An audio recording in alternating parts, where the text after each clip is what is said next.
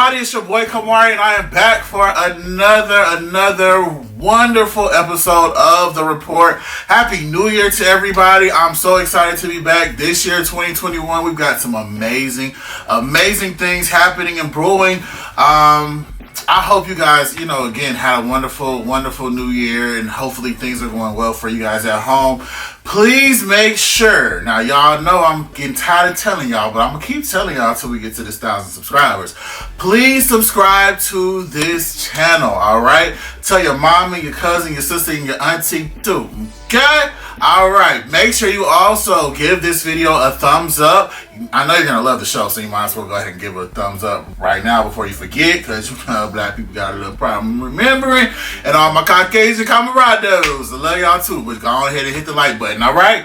Last but not least, please make sure you drop down in the comments. Tonight's going to be an awesome episode. You're going to get a lot of great nuggets. So I want to hear what y'all have to say. And I want to hear if you guys have any suggestions for future shows. Please drop down in the comments and let me know what you think about that. Alright, so with that being said, it is time for us to get into tonight's episode. Now, generally, of course, you guys know we review and react to music videos, but I also want to take this show and give more of a educational standpoint as well. I want to use this show as an educational tool for artists and managers and everybody out there that's in the entertainment industry. And so tonight, we have one of my dear friends. Like, he's like a brother to me. He is a singer / actor / and turned into artist manager. He has some incredible talent on his roster, and he's going to tell us a little bit more about them. We also have some other things that we probably won't talk about tonight, but it'll come up in a later time. But please, ladies and gentlemen, show your love for my brother NeJcion.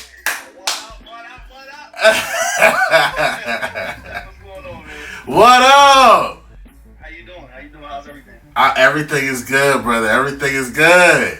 Happy New Year to you, King. Yeah. Happy New Year. I ain't seen or heard from you since last year, my brother. This is very accurate news.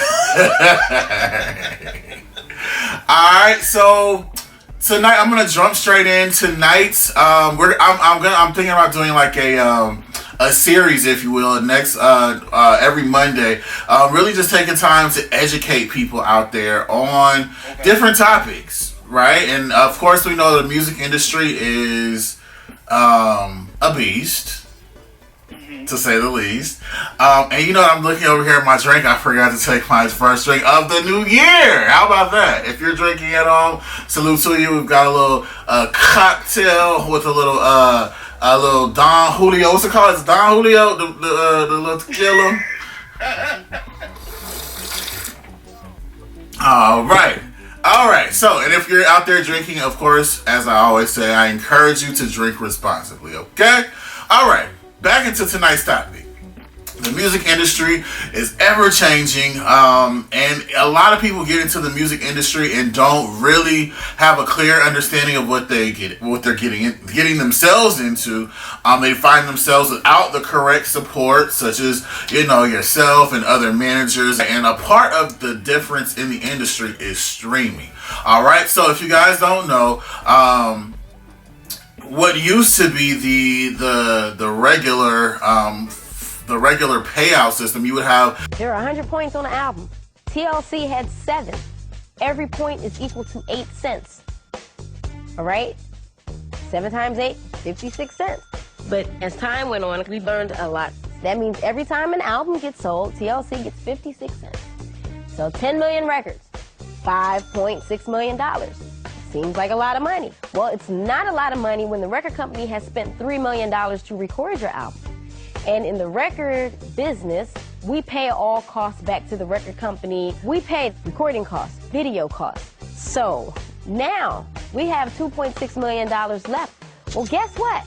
When you have that much money, you're in about the 47, 48, 49% tax bracket. So that immediately gets deducted to $1.3 million. Then you split the rest 3 ways. You got about $300,000 a piece, if that much. Okay? $300,000. I can buy a nice house with that. And what am I going to pay my bills with? Change, right?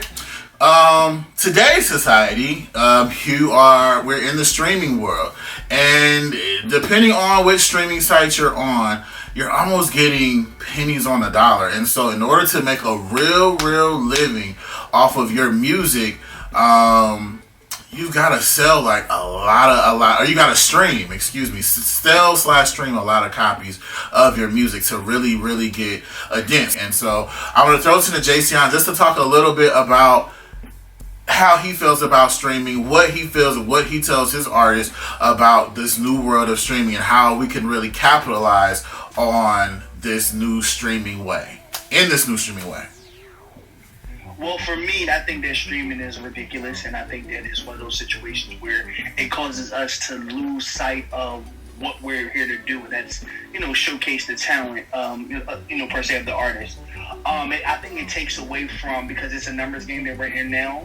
Unfortunately, it's number driven from TikTok to streaming to Spotify. All of the platforms that calculate numbers is what they're gearing towards to make you popular, and it takes away from the talent in my opinion. But I do understand the matrix as it pertains to why. If you can get the numbers, that means you're doing the work. Some people, granted, they pay for marketing and they pay for the streaming and things like that in order for them to be visible. So that's one of the reasons why I dislike the platform of streaming, because it takes away from the authentic ability to showcase your talent. Because back when I was coming up, it was more so, selling the CDs out the trunk and actually getting the organic sales, like selling the CDs in the stores and things like that. Yeah. They don't really have that anymore because of we're in a visual world, we're in a streaming world, we're in a number world. Yeah. So I don't like it, but I do understand it. Okay. All right. Now, what advice would you say, not necessarily to your artist, but that you would give to any artist out there that's, let's say, doing the music for the love of the music? I know for me, I love making music. Like, I love going to the studio, but studios are not free. So you have to pay for studio time. You have to pay for tracks. You have to pay for X, Y, and Z. You have to pay for wardrobe after the music is done. You have to pay for X, Y, and Z. And so in order to recoup that money that you put out, let's say you're an independent artist or you're doing it on your own, or if a label is fronting you the money, you're going to have to end up paying them back, of course, as well. But talk about what advice you would give to these artists that are in the streaming world that have to make money. What do they need to know? What advice or tips would you give to them? Well, the best advice I can give in that regard is to make sure that you're doing the work. That means that you're utilizing all of the platforms that allow you to be able to be streamed. As it pertains to like the TikToks, the YouTubes, all of these things that are going to bring about visibility. Because the more people see you, the more they want to contact you and figure out what you're doing musically, and even outside of music, just want to know, because we live in a society where people want to know your person. They're not really just interested in hearing you; they want to see you, they want to feel you, they want to relate. So that all gears towards your streaming. And that's just what it is now. It's more about popularity more than anything. And the more numbers you got on Instagram, the more numbers you got on Spotify and all of these other platforms, that brings about your streaming and your numbers. So I would say to all artists, if you want to get a part of the streaming world and getting your numbers and your visibility up, you got to make sure that you're doing work. That means creating good music, of course, but great content overall. So that's the best advice I can give. Because the more you do, the more you putting yourself out there, the better your streaming numbers at the end of the year, and the better your money and your sales at the end of the year as well. So, of course, with that, we keep it real here on the report, right? So, you have a lot of artists that would hear something like that, and they don't see, I'll say, their numbers rising on Instagram. They don't see their followers increasing on their YouTube. They don't see their numbers increasing on TikTok, and they think, okay, well, these people have however many followers on YouTube, and these people have this amount of followers on Instagram. Maybe I should buy followers or get these bots, if you will, these follow trains. But of course, those are not real. I mean, well, I won't say in all aspects they are not real, but these are not necessarily real fans. So talk to us a little bit about some of the pitfalls that you could make as a new artist trying to keep up with the times. So if you're not getting the streaming that you want organically, there's definitely ways you can give yourself a boost. Let's talk about it. What's the boost? You're paying for the ads, and most times I would recommend all artists, if you have a bag and somebody invests in you, make sure that you invest in marketing, because that's a huge thing for artists, that are on the rise. Like, you want to make sure that you're, again, it goes back to visibility. You want to make sure that you're visible. So if you have a marketing team, they are savvy and privy to what's needed for them to put you in the forefront on the on the Spotify feature pages and on the different things, so that they can give you that automatic boost. So if that's something that you want, and you're looking at the other artists and figuring out why they have it, but their music is whack, that's because they have a bag equated with what they're doing, and it's allowing them to prevail in a way that you're not. So get with the winning team is what I'll say. Get that bag and pay for that market. Right, and with that, it's funny that you mentioned the main artist page on Spotify. I remember, I don't know if you heard this story, and I don't remember if it was Spotify 100%, but I remember Tekashi 6ix9ine. iTunes, Spotify, all of those places. Yeah, I remember Tekashi 6ix9ine kind of faulted his team and for not getting him, like, when his album came out, it did like really, really poorly. And of course, Tekashi is like one of those mainstream artists, but he faulted, the Spotify's and people of that nature for not having him on as the main artist on, these different platforms. So how an artist of Tekashi 6ix9ine's stature, of course, it should be readily available. But for a Camarray or an independent artist that's just coming up in the ranks, how am I going to penetrate that type of field, that market? How am I don't know how to get a main artist page on iTunes or whatever. So what tools or what information can you give someone out there that is maybe just has really great music and they're trying to build this, but they're not 100% sure on how to get to that next level? So I definitely feel like research is very important, especially when you're an artist. And if you don't have a team of people that are working on your behalf on the business end to make sure that you have these resources available, you definitely want to do your research and read, because you want to make sure that you capitalize off of all of the things that are at your access. And if you, like they said, if you want to find something, go read a book, because it has everything that you need to know as it pertains to what you need to do as an artist on the independent side, and if you're signed to a major label. So if you're an artist and you want to, get visibility and get your streaming up, make sure that you do the research necessary, because there's a lot of answers when you read. So no quickie loos, huh? No get rich quick schemes in the.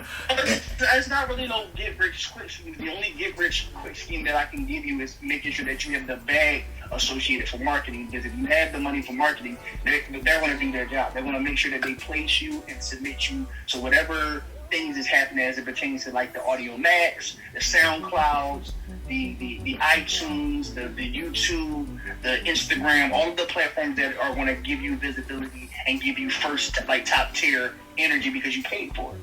That's the get you got you. If you got the bag, money talks. Got you. Now let's talk a little bit. You better hope that it's organic enough and it's just undeniable. Right. Now let's talk about. I know you've dealt in both realms. Talk to me a little bit about the benefits / downfalls of being signed of an artist, whether you want to give your own story or not, but of an artist being signed to a major label versus them doing it independently. If you had a choice, and let's say you were managing me, and let's say, I don't want to say the name that is in my head that you know, but let's say Diddy. Okay, let's say Diddy comes to me and says, one of my idols. Right, me too. Hey, I love what you have going on. I want to offer you this new artist deal. Okay, I'm not gonna go into specifics, but a new artist deal. We all know what that looks like, right? It's not, you're not making millions off of your, whatever. A new artist deal. I want to give you that. You take that. You might have a manager that helps you look over it or whatever. Talk to us a little bit about what you should be looking for, I guess, as a new artist, as it pertains to signing with a label and deciding, I might be able to do this on my own. What can a big label help you with versus, doing everything independently? So the label is the machine. And that means that they have access to all of the things that you're working towards getting. They can do that within a phone call. So you have to ask yourself, if you have like I said, it goes back to having money. If you have your own bag, all you need is resources. So then you can discuss a situation where you're doing a joint venture with the label, whereas though your production and the recording. So it's like, okay, it's from me to you. We're doing a business deal. So you have just as much creative control as they do. Now, if you're independent, then you can sign your independent label to the major. Whereas though you guys are in bed together, whereas though there's a 50-50 split. Yeah. So you can also do that. But if you're an artist and you don't have a production company or you don't have that situation going on, you have to ask yourself, do I want to sign to a label? Because I tell all artists all the time, there's always going to be a contractual bond no matter what you do. So your job is to get a great lawyer to negotiate the contract that's presented on your behalf, because that's their job. That's your lawyer's job, to make sure that the contract makes sense for you, and it's not in the interest of the label, but in the interest of you, and in the interest of both of you, where you guys are in an equal situation or a partnership to make you feel comfortable, because you're going to have to lose something to get something. So right off the bat, when you get a deal, you're not going to be looking at a whole bunch of money. You might have a nice advance and things like that, but even that has to be, paid back, or whatever, later on, recouped or whatever. But at the same time, you want to make sure that you're in a deal that's comfortable, but be smart about the deal that you're in, because you're gonna lose something before you gain anything, and that just with anything. So I don't want artists. I know some artists be like, "Oh, I ain't signing no 360 deal. I ain't doing this, that, and third." But sometimes you have to do certain things to get. Every great has signed a contract they weren't comfortable with until they got to a point where they can make the decisions based off, because they were in high demand. You know what I'm saying? Back in the day, nowadays it's a little different. They're giving deals to influencers and different people that are not even talented vocally, but they can get in the studio and create. So you have to realize the world that we're in, and you have to sign the contract and have a manager or business manager in place that understands where we are, and they're gonna capitalize off of that and make the best decision for you. So you just have to trust that and make sure that you got a dope ass lawyer, because if it don't make sense, then he can negotiate that and go back to the drawing board. All right, so we're gonna go ahead and close out tonight's show, but I want to invite NeJcion first. If you have any last minute tips or advice that you would give to artists out there, also go ahead and plug your artist, and let's wrap this thing on up tonight. So for artists out there, I recommend you do this. Learn the music business. It's very, very, very imperative that you learn the music business, because it will help you stay prepared for whatever's to come, because this music industry is very, very different. So you want to make sure that you are, up on it. Be loyal to your team, the people that brought you over. Please don't lose sight of that, because in this industry, people will get in your ear. The bigger you become, you're more accessible. So people are going to be like telling you, "Oh, I think you should switch this. I think you should change management." Just make sure that you're loyal to the people. And if you do decide to switch components, make sure you take care of them.